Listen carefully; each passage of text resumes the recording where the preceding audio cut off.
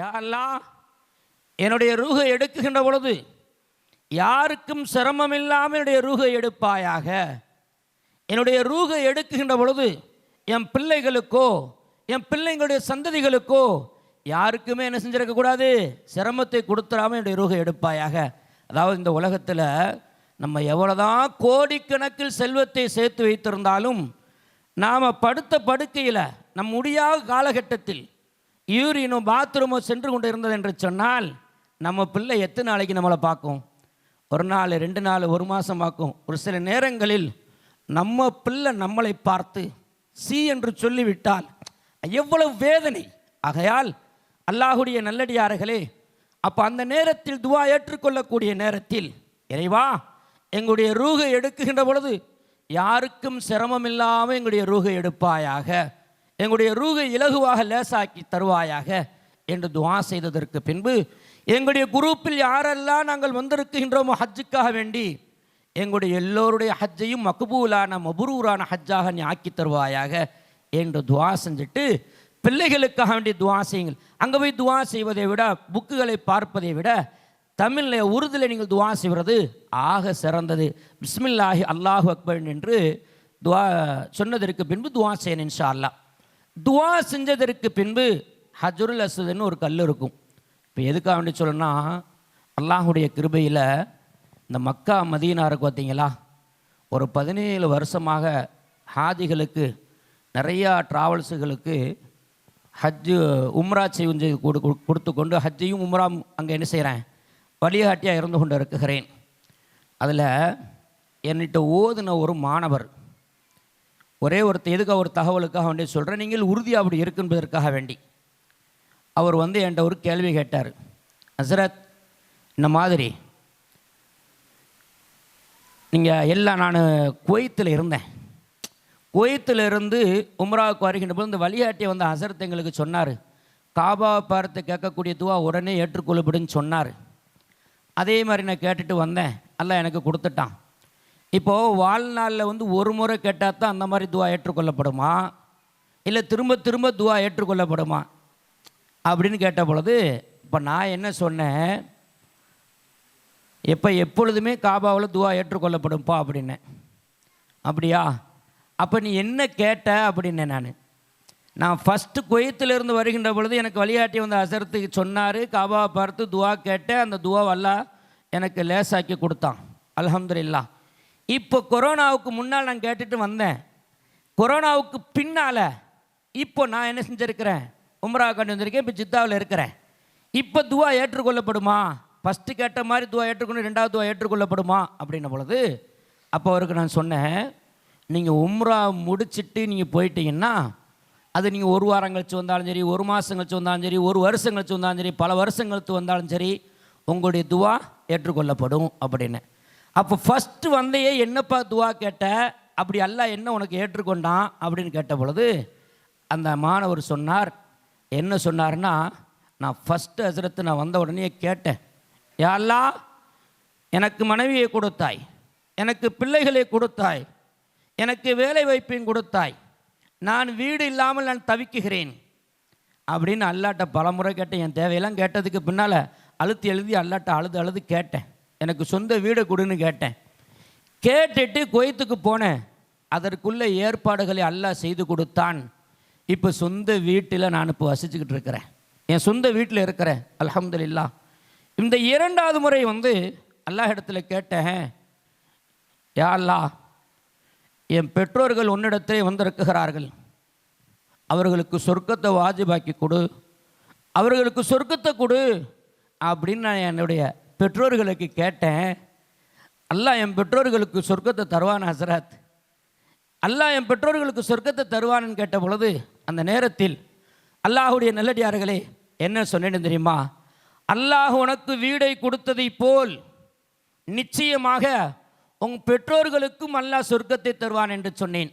அந்த ஊரில் நான் இமாமா இருந்து கொண்டு இருக்குகின்ற பொழுது அந்த பெற்றோருடைய கையால் பள்ளிவாசல் பக்கத்து வீடு பல முறை உணவு அறிந்திருக்கிறேன். அல்லாஹ்வுடைய கபரை விசாலமாக்கி வைப்பானாக, ஆமீன். அப்போ நாம் என்ன செய்யணும், நம்முடைய துவா இருக்கு பார்த்தீங்களா, என்னுடைய ரப்பு எனக்கு தருவான், என்னுடைய ரப்பு எனக்கு கைவிட மாட்டான், என்னுடைய ரப்பு எனக்கு நிச்சயமாக தருவான், இங்கு என்ன கேட்டாலும் கிடைக்கும் என்று எங்கள் நபியவர்கள் சொல்லி கொடுத்திருக்கிறார்கள் என்று இன்ஷா அல்லாஹ் நாம் உறுதியான நம்பிக்கையோடு இன்ஷா அல்லாஹ் கேட்கலாமா? அல்லாஹுடைய நல்லடியார்களே, இப்போ துவா செஞ்சாச்சு. துவா செஞ்சதற்கு பின்பு இந்த காபாவை எத்தனை முறை என்ன செஞ்சோன்னா, அந்த ஹஜருல் அஸ்வதுக்கு நேராக நின்று கொண்டு பிஸ்மில்லாஹி அல்லாஹு அக்பர், பிஸ்மில்லாஹி அல்லாஹு அக்பர், பிஸ்மில்லாஹி அல்லாஹு அக்பர் என்று என்ன செய்யணும்? 3 முறை சொல்லணும். 3 முறை சொன்னதற்கு பின்பு இதில் என்ன ஓதிக்கிட்டு போகணும் அப்படின்னா, குர்ஆன் ஓதிக்கிட்டு போகலாம், சலவாத் ஓதிட்டு போகலாம், திக்ர் ஓதிட்டு போகலாம், துவா செஞ்சுக்கிட்டே போகலாம். இது எது வரைக்கும் 3ஆம் கலிமா ஓதிட்டு வரணும் அப்படின்னா, ஹஜருல் அஸ்வத் கல் இருக்கு பார்த்தீங்களா, அதுக்கு முன்னால் ஒரு மூலை வரும், அதுக்கு பேர் ருக்குன் யமன் என்று சொல்லப்படும். அந்த ருக்குன் யமன் வரைக்கும் 3ஆம் கலிமா ஓதணும். ருக்குன் யமன்ல இருந்து ஹஜருல் அஸ்வத் கல் வரைக்கும் என்ன ஓதிக்கிட்டு வரணும் அப்படின்னா, ரப்பனா ஆத்தினா ஃபித்துன்யா ஹசனா ஒஃபில் ஆஹிரதி ஹசனத்தம் ஒக்கீனா அதாபன்னார். இந்த துவாவை இன்ஷா அல்லாஹ் என்ன செஞ்சுக்கிறணும்? ஓதிக்கிறணும். ஏன் நபி அவர்கள் அந்த இடத்துல அந்த துவா ஓத சொன்னாங்க? ருக்குன் யமன்ல இருந்து ஹஜருல் அஸ்வத் கல் வரைக்கும் 70,000 மலக்குகளை அல்லாஹ் நியமித்து வைத்திருக்கிறான். அங்கே யார் என்னென்ன ஓதுவார்களோ, ஆமீன் இறைவா நீ நிறைவேற்றி தருவாயாக என்று நபியோர் மக்கள்லாம் கற்றுக் கொடுத்திருக்கிறார்கள். இந்த ரப்பனா ஆத்தினா ஃபித்துன்யாவுக்கு நீண்ட அர்த்தம் இருக்கிறது. சுருக்கமான அர்த்தம் என்ன அப்படின்னா, யா அல்லாஹ் உலகத்தை நான் வாழுகின்ற பொழுது என்னென்ன தவறுகள் செய்தேனோ அந்த தவறை மன்னிப்பாயாக. சில நேரங்களில் சில கட்டங்களில் சில தவறுகளை நான் தெரிந்தே செய்திருப்பேன், அதையும் நீ மன்னிப்பாயாக. மன்னித்ததற்கு பின்பு இவ்வுலகத்தின் நல்ல காரியத்தை நம்ம செய்வோம்ல, நல்ல அமலை செஞ்சுட்டு பெருமை அடித்தால் அந்த அமல் நம்ம கையை விட்டு போயிடும். அப்போ செய்யக்கூடிய அமல் எங்களுக்கு கை கொடுக்கக்கூடிய அமலாக, எங்களுக்கு அந்த அமல் மூலமாக எங்களுக்கு சொர்க்கத்தை எங்களுக்கு நுழைய வைத்து அந்த சொர்க்கத்தை எங்களுக்கு நிரந்தரமாக நீ ஆக்கி தருவாயாக என்று சொல்லக்கூடிய அந்த துவாவினுடைய சுருக்கமான அர்த்தம். இன்ஷா அல்லாஹ் இப்படி ஓதியதற்கு பின்பு இப்படி 7 முறை காபாவை சுற்றினால், எத்தனை முறைங்க? 7 முறை காபாவை சுற்றினால் இன்ஷா அல்லாஹ் தவாஃபு முடிஞ்சிருச்சு. தவாஃபு முடிஞ்சதற்கு பின்பு அடுத்ததாக நாம் என்ன செய்யணும்? இதில் ஆண்களுக்கு மட்டும் கவனமாக கவனிச்சுக்குங்க. ஆண்களுக்கு மட்டும் அந்த 7 சுற்றுல முதல் 3 சுற்றுக்கு அந்த எஹராம் இருக்கு பார்த்தீங்களா, வலது பூஜை என்ன செய்யணும்? ஓப்பனில் இருக்கணும் 3 சுற்று வரைக்கும். 4வது சுற்றுக்கு மூடிக்கிடலாம், அல்லது 7 சுற்றுக்கு ஓப்பன்லாம் தப்பு கிடையாது. இப்படி 7 முறை காபாவை சுற்றியதற்கு பின்பு ஒரு தவாஃபு முடிஞ்சிருச்சு. தவாஃபு முடிஞ்சதற்கு பின்பு தவாஃபுடைய சுன்னத்தை 2 ரக்காயத்து தொழுகணும். ஒரு ரக்காயத்தை ஒரு புக்கில் பார்த்தோம்னா சுன்னத்துன்னு போட்டிருப்பாங்க, ஒரு புக்கில் பார்த்தீங்கன்னா வாஜிபுன்னு போட்டிருப்பாங்க, ஒரு புக்கில் பார்த்தீங்கன்னா நஃபில்னு போட்டிருப்பாங்க. ஆக மொத்தம் தவாஃபுடைய 2 ரக்காயத்து இன்ஷா அல்லாஹ் நம்ம என்ன செஞ்சுக்கிறணும்? தொழுதுக்கிறணும். தொழுததற்கு பின்பு அதில் என்ன ஓதணும்? உஸ்தாத் அவர்கள் சொன்னதை போல் முதல் ரக்காயத்தில் குல்யாயுல் காஃபிரூன், 2ஆம் ரக்காயத்தில் துணை சூரா குல்ஹுல்லா சூரா ஓதிக்கிறணும். இதை ஓதியதற்கு பின்பு தொழுது முடிச்சாச்சா? தொழுது முடித்ததற்கு பின்பு துவா செய்யணும். துவா செஞ்சதற்கு பின்பு அடுத்தது நாம் எங்கே போகிறோம் அப்படின்னா, ஜம்சம் தண்ணி குடிக்க போகணும். ஜம்சம் தண்ணி குடிக்கின்ற பொழுது நபிகள் நாயகம் ஸல்லல்லாஹு அலைஹி வஸல்லம் அவர்கள் நமக்கு ஒரு துவாவை கற்றுக் கொடுத்திருக்கிறார்கள். அல்லாஹும்ம இன்னி நஸ்அலுக இல்மன் நாஃபியா வ ரிஸ்கன் வாசியா வ ஹலாலன் தய்யிபா வ ஷிஃபா மின் குல்லி தாஇ. இறைவா, நான் அந்த ஜம்சம் தண்ணியை குடிக்குகிறேன், இந்த தண்ணீரை குடிப்பதினால் எனக்கு பிரயோஜனமான இல்மை எனக்கு தருவாயாக, விசாலமான ரிசுக்கு எனக்கு தருவாயாக, நிரந்தரமாக நோய் என்ன செய்வாயாக, ஷிஃபாவாக்கி தருவாயாக. எந்த அளவிற்கு என்று சொன்னால், இந்த தண்ணீரை குடித்து நியத்து வைத்ததற்கு என் மூலமாக உலகத்திற்கு எத்தனை சந்ததிகள் வருவார்களோ அத்தனை பேர்களுக்கு இதை நசீபாக்கி தருவாயாக என்று நபிகள் நாயகம் ஸல்லல்லாஹு அலைஹி வஸல்லம் அவர்கள் நமக்கெல்லாம் இந்த துவாவை கற்றுக் கொடுத்திருக்கிறார்கள். இந்த ஜம்சம் தண்ணீருக்கு பார்த்தீங்களா, இந்த ஜம்சம் தண்ணீருக்கு பார்த்தீங்களா, சாதாரண நினச்சிடக்கூடாதுங்க. ஹஜ்ஜுக்கு போனவர்கள், உம்ராவுக்காக போனவர்கள் எல்லாம் இன்ஷா அல்லாஹ் நாம் எல்லார் இடத்துல என்ன செஞ்சோம்? நாம் துவா வாங்குறதுக்காக முசாபா செய்கின்ற பொழுது சின்ன சின்ன கிளாஸில் கொடுத்தாங்களா? வாங்கி குடித்தோமா? ஒன்றும் சொல்ல மாட்டேங்கல. அப்படி தானே வாங்கி குடித்தோம் இல்லையா? அதே மாதிரி இன்ஷா அல்லாஹ் நீங்களும் ஹஜ்ஜுக்கு போயிட்டு வரும்போதில் நம்முடைய ட்ராவல்ஸில் இருந்து 5 லிட்டர் தண்ணி தான் கொடுப்பாங்க. அந்த 5 லிட்டர் தண்ணீரை நாம் என்ன செய்வோம்? நமக்கு சொந்த பந்தம் உறவுகளுக்கு எல்லாத்துக்கும் என்ன செய்ய போகிறோம்? கொஞ்சம் கொஞ்சமாக தான் கொடுக்க போகிறோம். அப்போ அந்த மக்காவுக்கு போனதற்கு பின்பு மக்காவிலும் மதீனாவிலும் இருக்குகின்ற பொழுது ஜம்சம் தண்ணீராக அதிகமாக குடியுங்கள். என்ன தெரியுமா, ஆச்சரியமான ஒரு விஷயம், அல்லாஹ் ஏற்றுக்கொள்வதற்கு இந்த ஒன்றே ஒன்று போதும். இந்த உலகத்தில் வேறு எதுவுமே தேவையில்லை. ஜம்சம் தண்ணி மாத்திரம் போதும், இந்த உலகத்தில் எதுவுமே தேவையில்லை. இப்ராஹிம் அலைஹிஸ்ஸலாத்து வஸ்ஸலாமுடைய காலகட்டத்தில் அந்த ஜம்சம் தண்ணீர் என்ன செய்யப்பட்டது, தோண்டப்பட்டுச்சு, கிடைத்தது. இன்றைக்கு நாம் 20 வருஷத்திற்கு முன்பு பார்த்த கிணத்தில் இன்றைக்கு ஒரு சில கிணறுகள் தண்ணீர் இல்லை. 30 வருஷம் 40 வருஷத்துக்கு முன்னால் பார்த்து இப்போ அறவே தண்ணீரே இல்லை. அல்லாஹுடைய கிருபையில் கியாமத்து நாள் வரைக்கும் அந்த ஜம்சம் தண்ணி நமக்கு கிடச்சிக்கிட்டே இருக்கும். இப்ராஹிம் அலைஹிஸ்ஸலாமுடைய குடும்பத்தின் மூலமாக அல்லாஹ் நமக்கு கொடுத்த பெரிய கிஃப்ட்டு. அந்த ஜம்சம் கிணறு மக்காவில் எந்த இடத்துல எங்கே இருக்குது என்று சொன்னால், பிஸ்மில்லாஹி அல்லாஹு அக்பர் என்று சொல்லுவோம் பார்த்தீங்களா, ஹஜ்ருல் அஸ்வத் கல், அதில் இருந்து ஒரு கிட்டத்தட்ட ஒரு 25 அடி, எத்தனை அடிங்க, 25 அடி நீளத்தில் பார்த்தீங்கன்னா 4 ஸ்டீல் போட்டு அடைச்சி வச்சுருப்பாங்க. அதுக்கு மேலே தான் நம்ம தவாஃபு செய்வோம். ஜம்சம் கிணறு பார்க்க முடியாது. ஜம்சம் கிணறு கீழே இருக்குகிறது. அதனுடைய சுத்தளவு எவ்வளவு தெரியுங்களா, அல்லாஹு அக்பர், அதனுடைய சுத்தளவு 18 அடி, ஆழத்தில் எவ்வளவு 16 அடி, உள்ளே எவ்வளவு ஜம்சம் தண்ணி கிடக்கும், 1.5 முழம்தான் கிடக்கும். இன்றைக்கு உலகத்தில் ராட்சஸ் என்று சொல்லக்கூடிய 2 மோட்டருக்களை பொருத்தப்பட்டிருக்கிறது. ஒரு மோட்ரு 12 மணி நேரம் ஓடும், அதுக்கு அடுத்து ஆஃப் பண்ணிவிட்டு இன்னொரு மோட்ரு 12 மணி நேரம் ஓடும். கிட்டத்தட்ட நம்ம வீடுகளில் இருக்கக்கூடியது இதில் கெப்பாசிட்டியில் ஒரு அரை கெப்பாசிட்டி உள்ள இருக்கும், ஹெச்பின்னு சொல்லக்கூட ஒரு அரை இது இருக்கும் இல்லையா. அங்கே மக்காவில் உள்ளது எவ்வளவு, 250 இது. அல்லாஹு அக்பர். ஒரு வினாடிக்கு 10,000க்கு மேற்பட்ட ஜம்சம் தண்ணீரை வெளியே கொண்டு வருகிறது. அந்த கிணறு அங்கே தான் இருக்குகிறது. இப்போ நபியவர்கள் என்ன சொன்னாங்க, இந்த ஜம்சம் தண்ணீரை குடியுங்க, உங்களுடைய நோய்கள் எல்லாம் அல்லாஹ் ஷிஃபா வைக்க தருவான். யார் என்ன நியத்து வைத்து என்ன நோக்கத்தோடு அந்த ஜம்சம் தண்ணீரை குடிக்குகிறார்களோ அவருடைய நோக்கங்களையும் அவருடைய நியத்துகளையும் அல்லாஹ் நிறைவேற்றி கொடுப்பான் என்று நபியவர்கள் சொன்னார்களே. நீங்கள் ஜம்சம் தண்ணி குடிக்குகின்ற பொழுது குடிச்சிட்டு அப்படியே முகத்தை கழுகுங்களேன், அல்லாஹுடைய முகத்தை அல்லாஹ் பிரகாசமாக்கி வைப்பான். ஜம்சம் தண்ணியை குடித்து கூலிங் இல்லாமல் கொஞ்சம் தலையில் ஊற்றி கொள்ளுங்கள், லேசாக ஊற்றி கொள்ளுங்கள். வீட்டுக்கு வந்ததற்கு, ரூமுக்கு வந்ததற்கு பின்பு அந்த ஜம்சம் தண்ணிடத்தை கைகாலெல்லாம் உடம்பெல்லாம் தேய்த்து கொள்ளுங்கள், உடம்பெல்லாம் அல்லாஹ் பிரகாசம் அல்லாஹ் ஆக்கி வைப்பான்.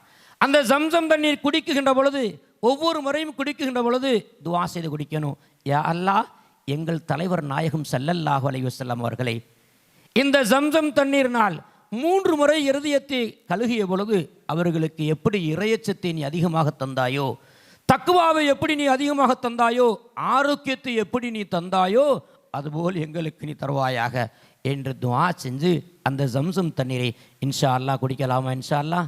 அதனால தான் ஐரோப்பா நாட்டிலிருந்து ஒரு குழு நிபுணர்கள் இந்த ஜம்சம் தண்ணீரில் ஏதாவது கலக்குகிறார்களா, எல்லாரும் குடிக்கிறாங்க, எல்லாத்துக்குமே குணமாகிறது என்று ஆராய்ச்சி செய்த பொழுது, ஐரோப்பா நாட்டினுடைய ஒரு குழு நிபுணர்கள் ஆராய்ச்சி செய்த பொழுது ஒவ்வொன்றா ரெக்கார்டு கொடுக்குறாங்க.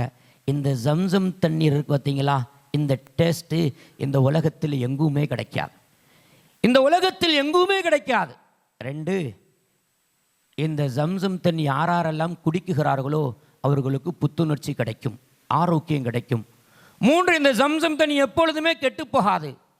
4, இந்த ஜம்சம் தண்ணி ஃபில்டர் செஞ்சுருக்காங்க பார்த்தீங்களா, ஜம்சம் தண்ணி ஃபில்டருக்கு பார்த்தீங்களா, அது மாதிரி இந்த உலகத்தில் வேறு ஏதாவது தண்ணீர் எடுத்துக்கொண்டு 100 முறை இல்லை 1000 முறை ஃபில்டர் செய்தாலும் இது மாதிரி சுத்தமான செய்யாது, கிடைக்கவே கிடைக்காது. இந்த ஜம்சம் தண்ணி எப்பொழுதுமே கெட்டு போகாது, கியாமத்து நாள் வரைக்கும் எப்பொழுதுமே கெட்டு போகாது.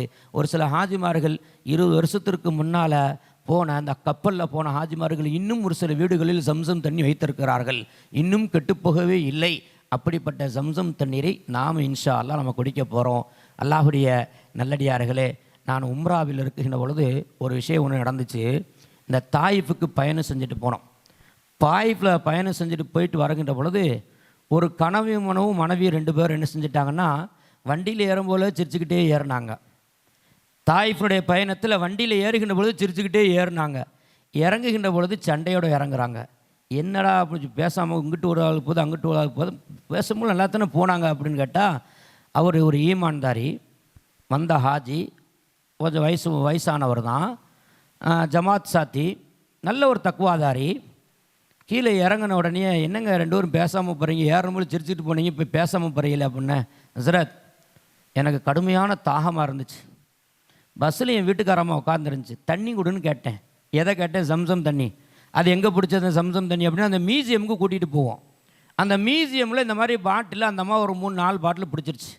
பிடிச்சி வச்சுக்கிருச்சு. வீட்டுக்காரு கேட்குறாரு குடிக்கிறதுக்கு தண்ணி. அந்த அம்மா என்ன சொல்லியிருக்கு அப்படின்னா, நீங்கள் வேறு ஏதாவது தண்ணி, சாதா தண்ணியை குடிச்சிங்க, நான் ஊருக்கு கொண்டு போகணும் அப்படின்னு. ஏம்மா தாகமாக இருக்குது, தண்ணியை கொடுமானா கடைசி வரைக்கும் அந்த அம்மா கொடுக்கவே இல்லை.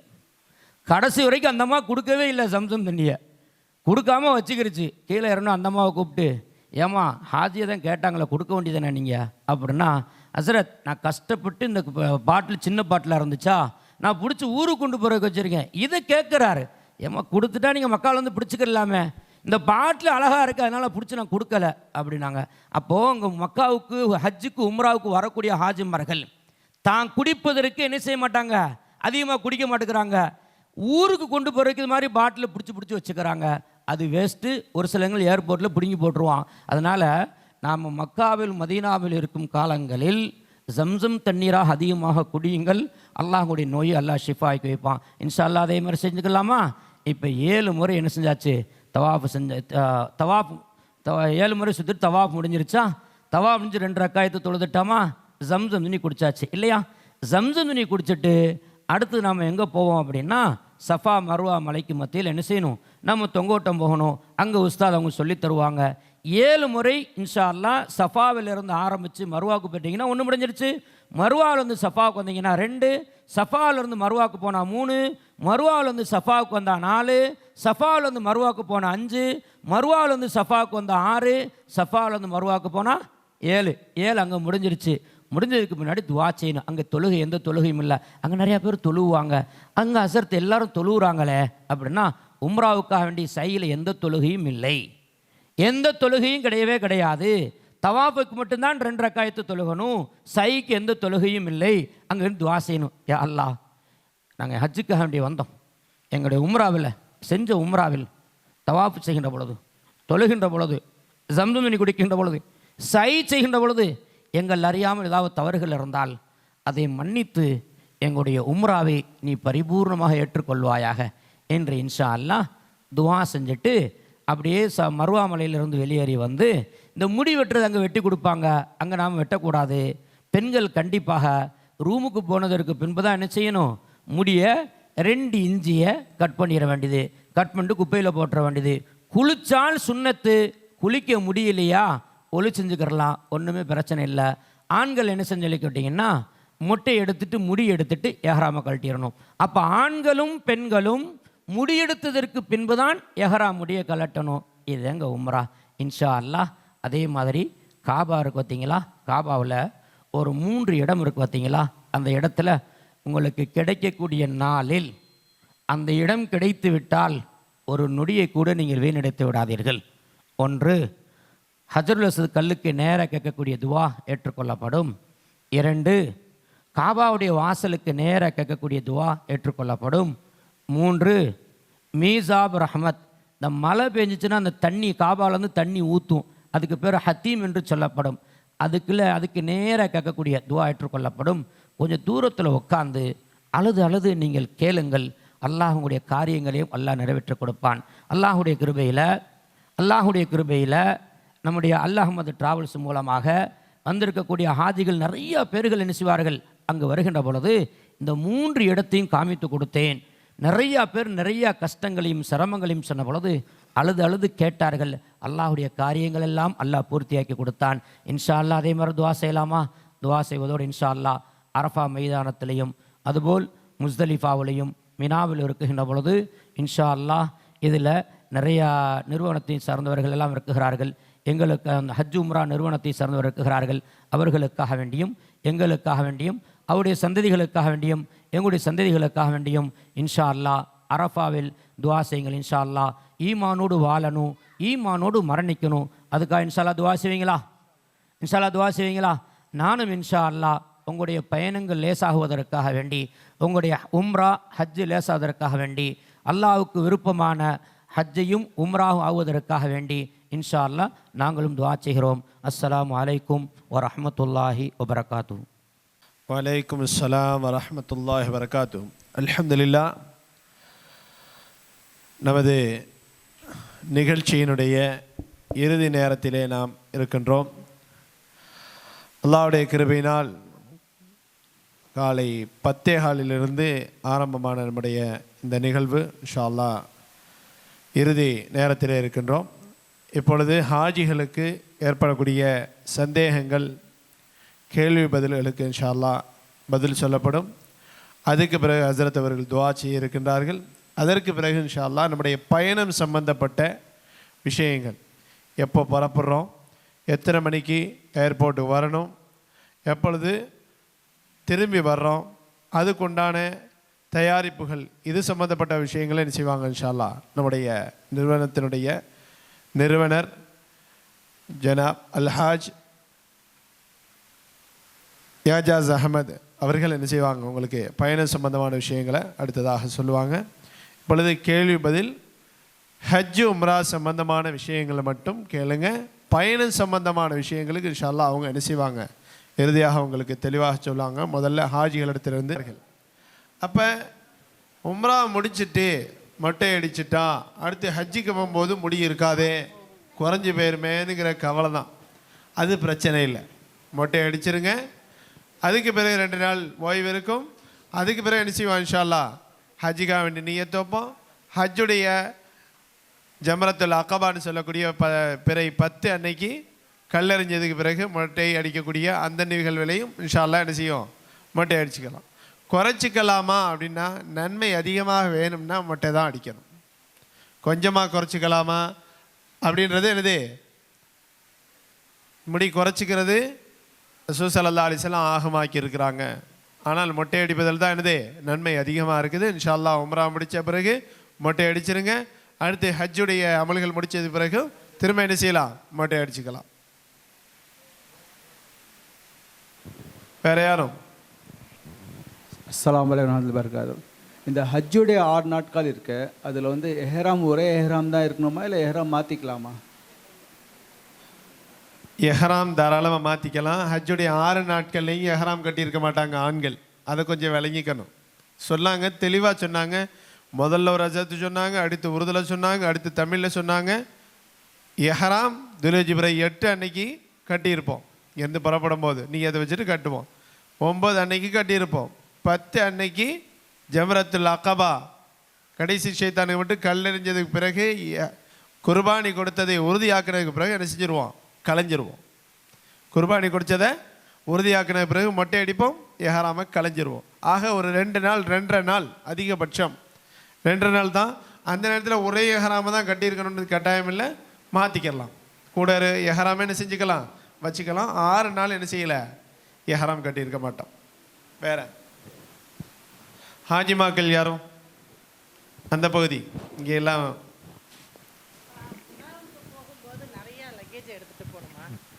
மினாவுக்கு போகும்போது லக்கேஜ் எப்படி எடுத்துகிட்டு போகணும்? மினாவுக்கு எந்த அளவுக்கு லேசாக கொள்ளணுமோ அந்த அளவுக்கு லேசாக்குவோம் இன்ஷா அல்லாஹ். மினாவுக்கு போகிறதுக்கு முன்னாடி ஒரு நாள் ப்ரோக்ராம் வைப்போம், என்னென்ன எடுத்து வைக்கணும்னு செய்வோம். என்ன செய்வோம் உங்களுக்கு இன்ஷா அல்லாஹ் சொல்லி கொடுத்துருவோம். எல்லாத்தையும் ஹோட்டல்லையே வச்சிடலாம். ஆமாம், நம்ம தங்கி இருக்கக்கூடிய ஹோட்டலில் வச்சுருப்போம். வேறு யாருமா?